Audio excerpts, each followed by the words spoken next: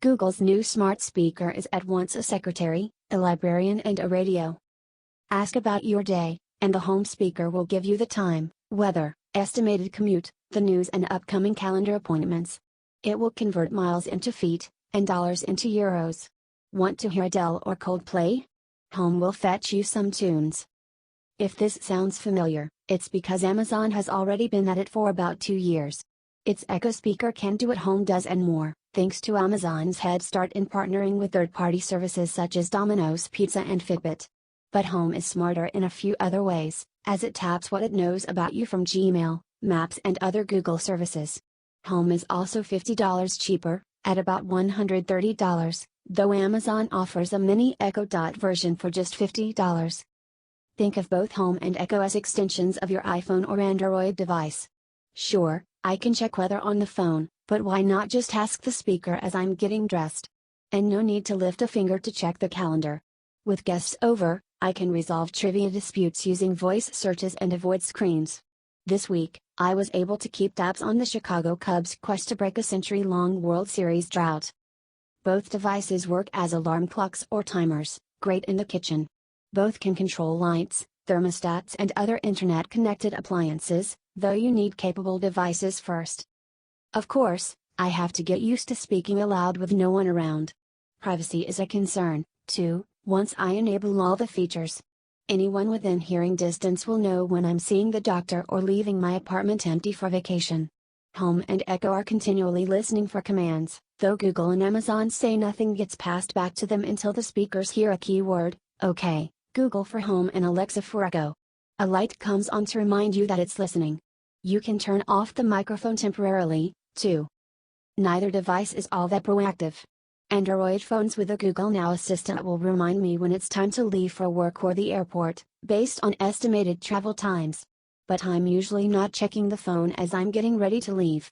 I could use a nudge from either speaker. On the other hand, I might find a stranger's voice jarring when I think I'm alone.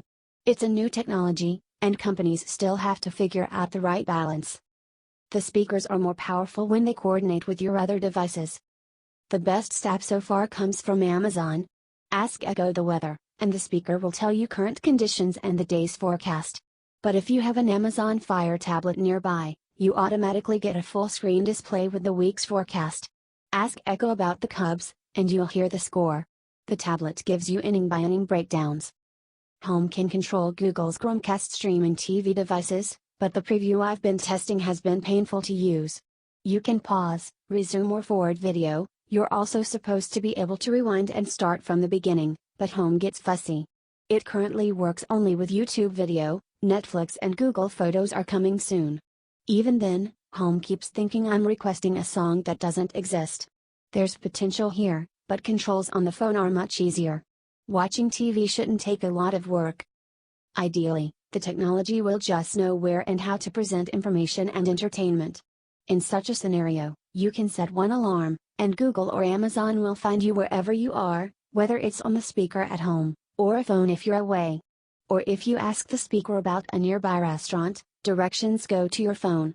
And now, unification is limited to a shopping list you can add to and view, or hear, from any device. Home, with an early incarnation of a Google digital companion called Assistant, seems the smarter of the two out of the gate. It knows about my upcoming flight, based on reservations in Gmail. It offers commute times using Transit, as Google already senses through my Android phone that I don't drive to work. Home can also estimate driving time to just about any other destination. Echo sends me to work, even when I ask about Boston. And Home is alone in setting alarms more than 24 hours away. But partnerships will make these speakers more useful. I can ask Echo about my Fitbit goals or order pizza from Domino's. I can't with Home. Amazon has more than 1,000 such partnerships, known as skills. Google's integrations are initially limited to calling for Ubers, changing news or music providers and controlling smart devices from Philips, SmartThings and Nest, a Google sister company. Google still has bugs to work out. How are the Chicago Cubs doing? Home told me the Cubs are the regular season division leaders and are based in Chicago. Duh. I had to ask again for the World Series score. And after the Cubs won in extra innings early Thursday morning, both Home and Echo were nonchalant in giving me the final score. I wouldn't have known from either that the Cubs were now the world champions and that Chicago fans got to finally celebrate.